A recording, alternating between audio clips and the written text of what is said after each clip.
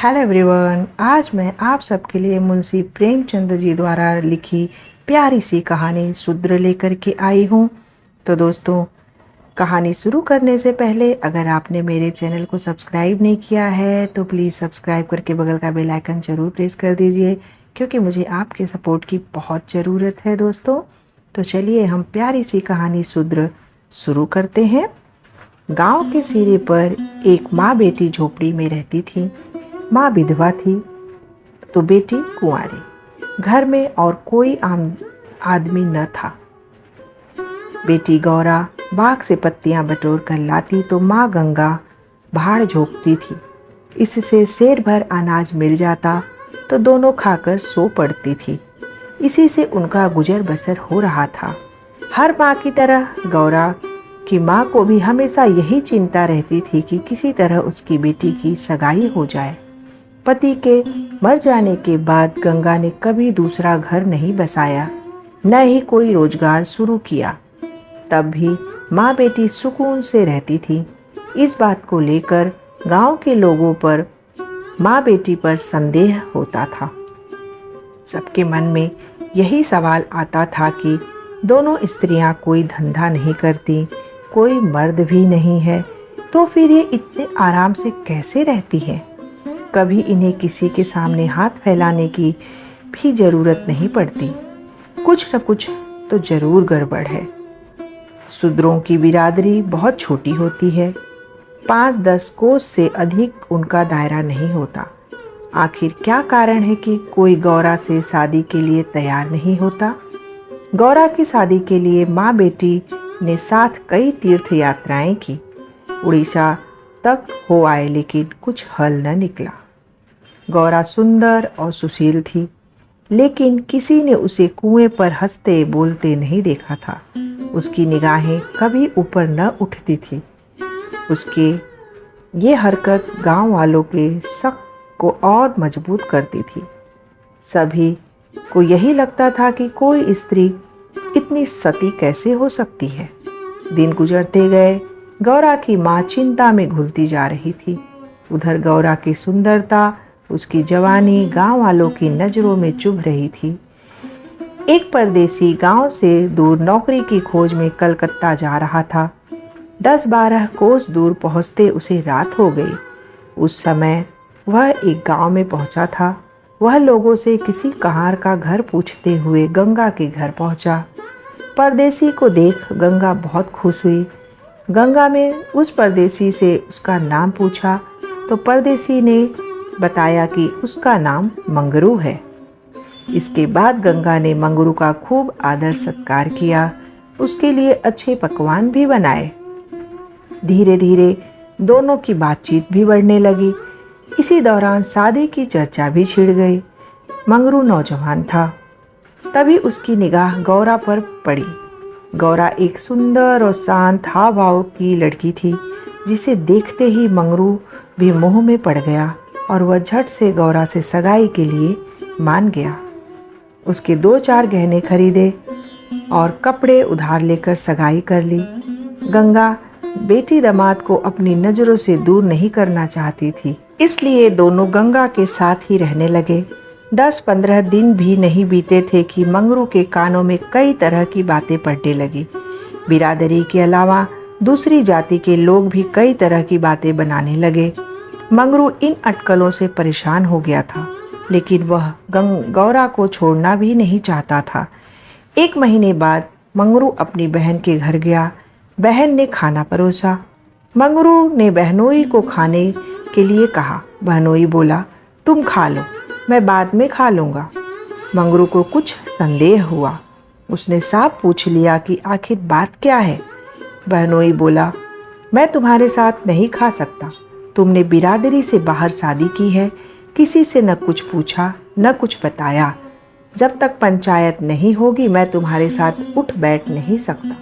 तुम्हारी हरकत की वजह से मैं समाज से रिश्ता नहीं खत्म कर सकता। मंगरू तेजी से उठा और ससुराल लौट आया।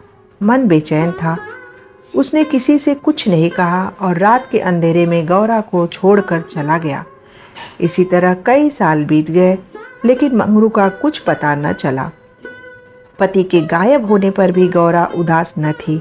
वह हंसती खेलती, मांग में सिंदूर लगाती, रंग बिरंगे कपड़े पहनकर तैयार होती थी। अपने पीछे मंगरू एक भजन की किताब छोड़ गया था। खाली समय में गौरा उस किताब से कोई भजन गाती थी। पहले गौरा गांव की औरतों से ज़्यादा मिलती जुलती नहीं थी। दरअसल उसके पास उन स्त्रियों से बात करने के लिए कोई विषय ही नहीं होता था। गौरा के पास अब गृहस्थ जीवन की ढेरों बातें थी, जिसकी चर्चा वह गली मोहल्ले की औरतों के साथ करती थी। वह सभी को बताती थी कि मंगरू कितना अच्छा, सहनशील। तभी वहाँ मौजूद एक स्त्री ने पूछ लिया, गौरा, मंगरू तुम्हें छोड़कर क्यों चला गया? गौरा बोलने लगी, मर्द कभी ससुराल में रह सकता है भला? बाहर जाकर पैसे कमाना ही मर्द का असली काम है। वही जब कोई गौरा से ये सवाल करता कि मंगरू खत क्यों नहीं लिखता, इस पर गौरा मुस्कुरा कर कहती, अपना ठिकाना बताने से डरते हैं, जानते हैं कि गौरा सामने आ पहुँचेगी। सच कहूँ तो मैं उनके बिना एक दिन भी नहीं रह सकती। एक सहेली बोली, तेरी बात हम नहीं मानते, जरूर मंगरू और तेरी लड़ाई हुई होगी, तभी इसी तरह बिना बताए वह तुझे छोड़कर चला गया। गौरा बोली, बहना, अपने भगवान से भी भला कोई लड़ता है क्या? जिस दिन ऐसी नौबत आई मैं कहीं जाकर डूब मरूंगी। कई दिनों बाद कलकत्ता से एक आदमी आया और गौरा के घर रुका। इत्तेफाक से वह मंगरू का पड़ोसी निकला। उसने कुछ पैसे और 2 साड़ियाँ गौरा के हाथ में थमाई और बोला कि मंगरू ने तुम्हें लेने भेजा है। ये सुनते ही गौरा की खुशी का ठिकाना न रहा। वह फटाफट जाने के लिए तैयार हो गई। गांव की औरतों से मिलाई और सबको अपने जाने की खबर दे आई। बेटी के जाने से गंगा मायूस थी, लेकिन साथ ही खुश भी थी। रास्ते पर गौरा के मन में हजारों अच्छे बुरे ख्याल आते रहे। बीच बीच में उसे अपनी माँ के अकेलेपन की भी याद आ जाती। डर सताता कि बेचारी अम्मा अकेले कैसे रहेगी, सारा काम अकेले करना पड़ेगा। बूढ़ी दिन भर रोती रहेगी। इसी उधेड़बुन में रास्ता कट गया। लगभग 3 दिनों बाद गाड़ी कलकत्ता स्टेशन पहुंची। गौरा का दिल जोर से धड़क रहा था। वह प्लेटफार्म पर उतरकर मंगरू का इंतजार करने लगी। बूढ़ा बोला, मैंने आसपास सभी जगह देख लिया है, लेकिन मंगरू तो कहीं नहीं दिखाई दे रहा है। शायद अब तक आया नहीं। गौरा घबरा गई। तभी बूढ़ा बोला, चलो हम डेरा पर चलते हैं। उसे मालूम न था कि हम कौन सी गाड़ी से आ रहे हैं। ऐसे में भला उसकी राह देखने से कोई फायदा नहीं। गौरा बात मान गई और दोनों तांगे पर सवार होकर चल दिए। यह पहली बार था जब गौरा गांव से बाहर निकली थी। उसकी आंखें इधर उधर चीज़ों को निहारने में लगी हुई थी। अचानक तांगा एक सुंदर और विशाल भवन के सामने रुका। गौरा उतरी और तेजी से सीढ़ियों के सहारे ऊपर चढ़ने लगी। मंगरू ने मिलने की थोड़ी भी देरी उससे बर्दाश्त नहीं हो रही थी। तभी बूढ़े ने पहली मंजिल के एक कमरे की ओर इशारा करते हुए कहा, यह मंगरू का कमरा है, जाओ, वह अंदर ही पड़ा होगा। गौरा अंदर गई, लेकिन कमरे में कोई न था। कोने में खाट और 4-5 बर्तन पड़े हुए थे। वह बाहर आई और बूढ़े को बताया। बूढ़ा बोला, मंगरू काम पर गया होगा, शाम को लौटेगा, यहाँ वह किराए पर रहता है। कमरे में मंगरू को न पाकर गौरा थोड़ी मायूस हो गई, लेकिन शाम को मिलने की सोचकर मुस्कुराई और साफ सफाई में लग गई। उसने कमरे में झाड़ू लगाया, बर्तन धोए, नहा धोकर शाम का इंतजार करने लगी। राह देखते देखते देर शाम हो गई, लेकिन मंगरू का अब तक कोई पता न था। गौरा का मन भी घबराने लगा। घना अंधेरा छा गया था, परंतु कमरे में एक दीपक न था। जब भी किसी की आहट होती तो गौरा तो लगता कि मंगरू आया होगा, लेकिन दरवाजे पर कोई दस्तक न होती थी। कुछ देर बाद दस्तक हुई। गौरा दौड़ी और दरवाज़ा खोली। सामने बूढ़ा खड़ा था। गौरा बोली, वो अब तक आए क्यों नहीं? बूढ़ा बोला, अभी मैं मंगरू के दफ्तर से ही लौटा हूँ। साहब ने बताया कि मंगरू का ट्रांसफ़र हो गया है।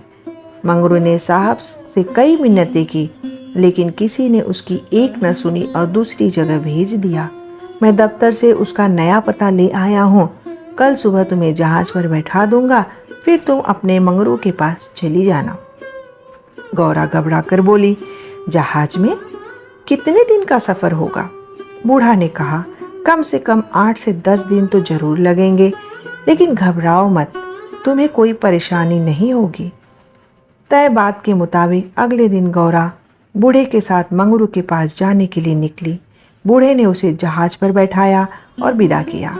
जहाज जैसे जैसे किनारे से अलग हो रहा था, वैसे वैसे गौरा को लग रहा था कि अब उसकी अम्मा, गांव सब पीछे छूट रहा है। चारों ओर पानी पानी देख गौरा का मन अजीब हो रहा था। अनजान जगह में मंगरू को कहाँ खोजेगी, यह सोच सोचकर उसका दिल बैठा जा रहा था। जहाज पर कई स्त्रियां और पुरुष सवार थे। गौरा उन्हें देख उनकी बातें सुन रही थी। तभी उसकी नज़र एक कोने में अकेली बैठी स्त्री पर पड़ी। गौरा ने हिम्मत कर उससे पूछा, कहाँ जा रही हो बहन? ये सुनते ही स्त्री की आंखें डबडबा गईं। बोली, मुझे नहीं मालूम कि मैं कहाँ जा रही हूँ, बस जहाँ भागे ले जाए वहाँ चली जा रही हूँ। तुम कहाँ जा रही हो? गौरा बोली, मैं तो अपने मालिक के पास। स्त्री झट से बोली, बहन, कोई तुम्हें बहला फुसला कर लाया है, तुम किसके साथ यहाँ आई? गौरा ने कहा, मुझे एक बूढ़ा ब्राह्मण यहाँ बैठा गया, मैं तो अपने पति से मिलने कलकत्ता आई थी। स्त्री बोली, किनारे पर जो लंबा दुबला पतला सा बूढ़ा था, जिसकी एक आंख फूली हुई थी, वही? गौरा ने तुरंत बोला, हाँ बहन, वही। स्त्री बोली, बहन, उसी दुष्ट ने मेरा जीवन बर्बाद किया है, भगवान करे उसकी 7 पुश्तों को नरक नसीब हो। उस कपटी के कारण मैं किसी को मुंह दिखाने लायक नहीं रही। अब जा रही हूँ मिस्र देश, वहीं मैं मेहनत मजदूरी करके गुजर बसर करूँगी। ये सब सुनकर गौरा के मुंह से बोल न फूटे। वह सोचने लगी कि अब क्या करूँगी। उसे अपनी माँ, अपने गांव, अपनी सहेलियाँ की याद आने लगी। कुछ क्षण बाद हिम्मत करके बोली, अब क्या करे बहन? स्त्री बोली, अब यह तो वहाँ पहुँचने के बाद ही मालूम चलेगा। यह कहते कहते वह जोर जोर से रोने लगी और अपना दुख बताने लगी।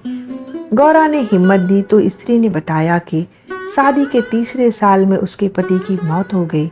पति के ख्यालों के साथ वह किसी तरह जी रही थी कि एक रोज पापी बूढ़ा वेश बदल कर भिक्षा मांगने आया। उसने सन्यासी का रूप धारण किया हुआ था।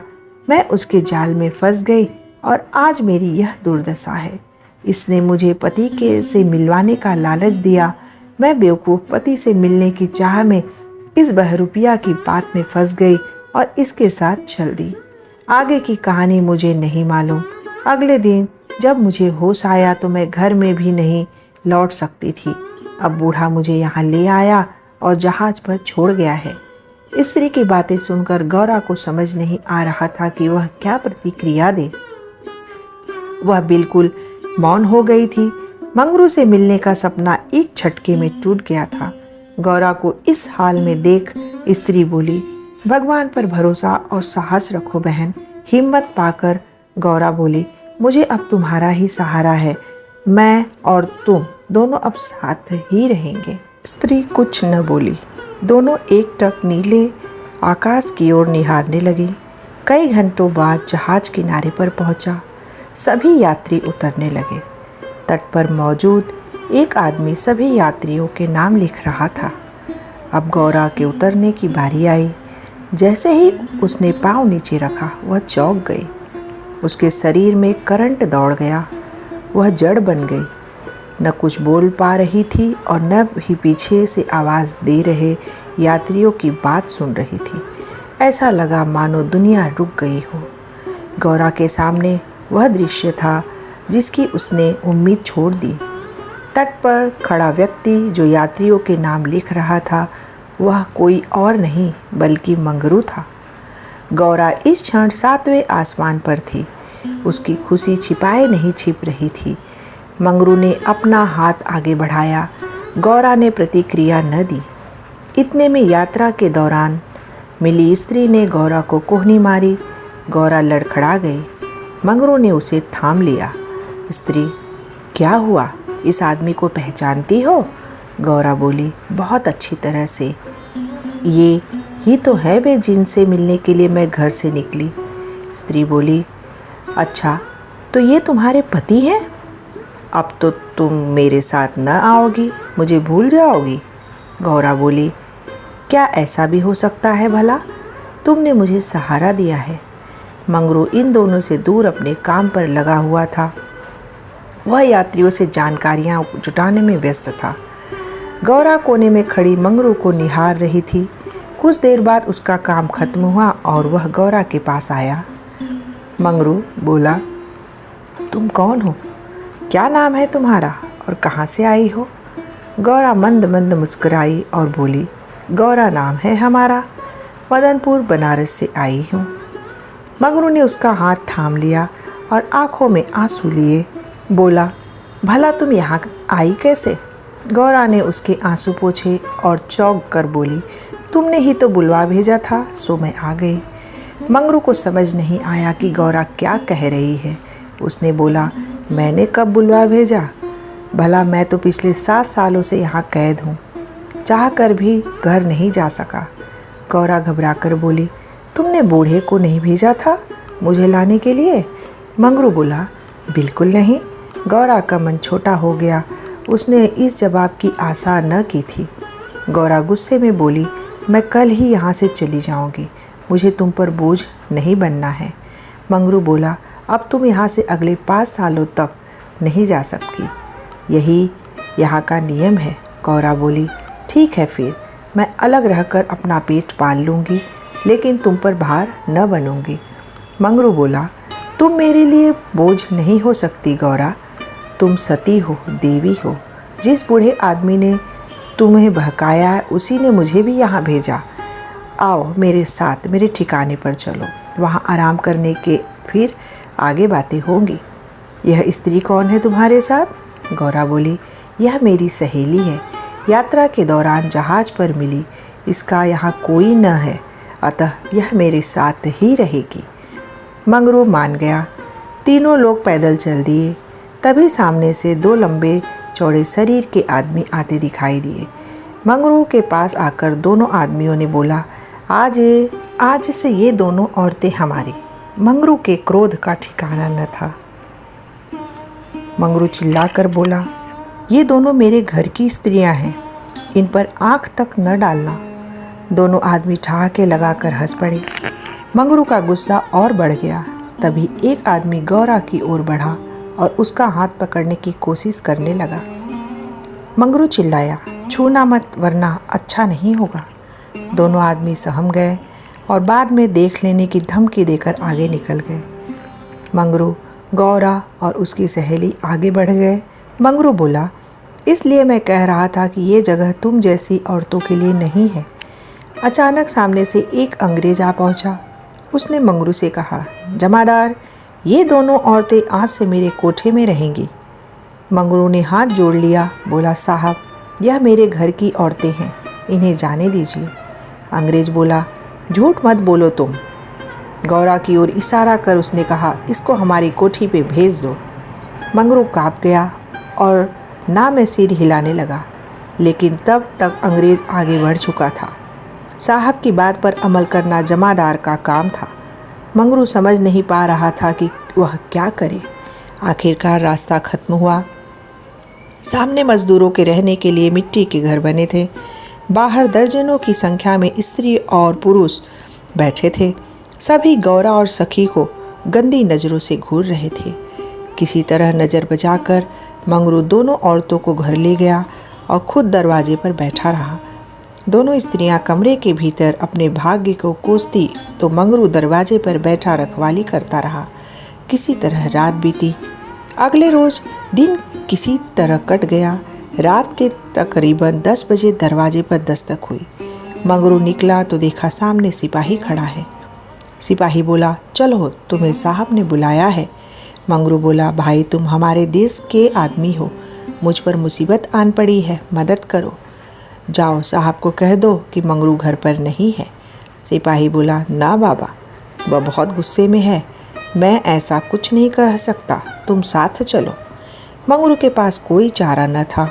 वह सिपाही के साथ निकल गया। मंगरू को सामने देख साहब ने जोर से चिल्लाया, वह औरत कहाँ है? तुम उसे कोठे मेरे पर क्यों नहीं लाए? मंगरू ने हाथ जोड़ लिया और बोला, वह मेरी पत्नी है साहब। साहब बोला, वह दूसरी कौन फिर थी? मंगरू, मालिक वह मेरी बहन है। साहब गुस्से में बोला, हम कुछ नहीं जानते, तुम उन दोनों में से किसी एक को लेकर आओ जल्दी। मंगरू साहब के पैरों पर गिर गया और रोने लगा। तब भी साहब का दिल नहीं पसीजा। उसने आदेश दिया, जल्दी एक स्त्री को लेकर आओ वरना तुम्हें कोड़े पड़ेंगे। मंगरू कोड़े खाने को तैयार हो गया। साहब नशे में था। उसने न आओ देखा और न सोचा न ताव। हंटर निकाला और कोड़े बरसाने शुरू किए। मंगरू की चीख निकल आई। साहब उसे लगातार कोड़े मारते रहे, लेकिन वह अपने घर की औरतों की इज्जत देने को तैयार न हुआ। उसने अपने प्राण त्यागना बेहतर समझा। इधर गौरा और सखी कमरे में बैठे मंगरू की बाट देख रहे थे। उन्हें क्या पता कि मंगरू पर क्या बीत रही थी। अचानक किसी के चीखने रोने की आवाज़ सुनाई पड़ी। कान लगाकर सुना तो कलेजा मुंह को आ गया। यह मंगरू की आवाज़ थी। गौरा दौड़कर दरवाजे पर पहुंची। मंगरू की आवाज़ सुनकर उससे रहा न गया तो आवाज़ के पीछे दौड़ गई। फाटक खुला था। गौरा कोई है दरवाजे आवाज़ देने लगी, लेकिन आवाज़ न मिला। वह अंदर जा पहुंची। सामने मंगरू खुले बदन लुहलुहान हुआ खड़ा था और अंग्रेज उस पर चाबुक बरसा रहा था। गौरा से यह सहन नहीं हुआ। वह दौड़कर मंगरू से लिपट गई और बोली, इनके बदले जितना चाहो मुझे मार लो, लेकिन इन पर दया करो। अंग्रेज खुश होकर बोला गौरा से, तुम यहाँ मेरे पास रहोगी तो मैं इसे छोड़ दूंगा। गौरा बहुत असहाय महसूस कर रही थी, कुछ न बोली। वही मंगरू दर्द से कहरा रहा था। जिस साथ के लिए वह यह सब कर रहा था, उसकी आंखों के सामने वह उससे छूट रहा था। गौरा के दिल पर पत्थर रखकर कहा, मुझे तुम्हारी शर्त मंजूर है, लेकिन अपने पति के स्वस्थ होने के बाद मैं तुम्हारे पास आऊँगी। अंग्रेज बात मान गया। उसने मंगरू पर अत्याचार बंद किया और सिपाही को उसे अस्पताल में भर्ती कराने का आदेश दिया। मंगरू को अस्पताल ले जाया गया। गौरा भी उसके साथ थी। इलाज के दौरान गौरा एक क्षण के लिए भी मंगरू के सामने से नहीं हटी। 4 दिनों के इलाज के बाद मंगरू ने आंखें खोली। यह शर्त के मुताबिक अब गौरा को मंगरू का साथ छोड़ अंग्रेज के पास जाना था। यह उसे मंजूर नहीं था। ऐसे में उसने मरना बेहतर समझा। अस्पताल के बाहर नदी की धार बह रही थी। गौरा जाकर उसमें कूद पड़ी। आनन फानन में एक अस्पताल कर्मचारी दौड़ा मंगरू के पास आया और गौरा के नदी में कूदने की सूचना दी। मंगरू की आंखों के सामने अंधेरा छा गया। उसे कुछ समझ नहीं आया। दौड़कर नदी के सामने पहुंचा और छलांग मार दी। जीते जी तो कभी साथ नहीं रह पाए। अब वे दोनों परलोक की यात्रा में साथ जा रहे थे। तो दोस्तों, शूद्र कहानी से हमें यह सीख मिलती है कि व्यक्ति को अपना मन साफ और सच्चा रखना चाहिए। किसी कार्य को करने के पीछे यदि आपकी नीयत नेक होती है तो नियति आपके साथ कभी बुरा नहीं करेगी। तो दोस्तों, ये मुंशी प्रेमचंद जी की लिखी हुई शूद्र कहानी आपको कैसी लगी? अपना फीडबैक मुझे कमेंट बॉक्स में लिख करके ज़रूर दीजिए। और कहानी पसंद आई हो तो अपने फैमिली फ्रेंड में शेयर करना बिल्कुल ना भूलिएगा। मेरे चैनल स्टोरी विद किरण को अगर आपने सब्सक्राइब नहीं किया है तो फटाफट सब्सक्राइब करके बगल का बेल आइकन ज़रूर बजा दीजिए, ताकि मैं नई इसी तरह से प्यारी प्यारी कहानियाँ आप तक लेकर के आती रहूँ। फिर से मैं एक नई कहानी अगले वीडियो में लेकर के आऊँगी। तब तक के लिए टाटा बाय बाय।